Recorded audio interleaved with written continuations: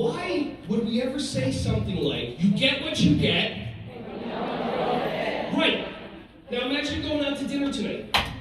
And go to a restaurant out here that you've been scoping out. You get your favorite meal all set up for you. You tell the waiter, where are my steak eaters?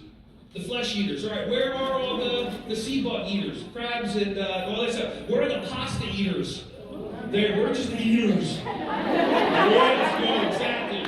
Okay? So, you order your favorite meal, your favorite restaurant, and then all of a sudden the waiter brings everybody to your table what they ordered, and then in front of you they put down some iceberg lettuce with a slab of tofu on it.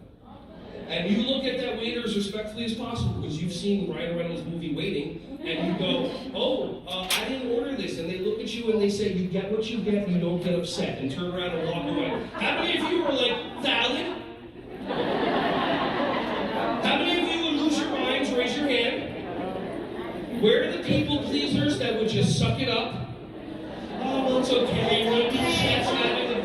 What's that? I was like, oh, it's okay, you know. I guess I could eat tofu anyway.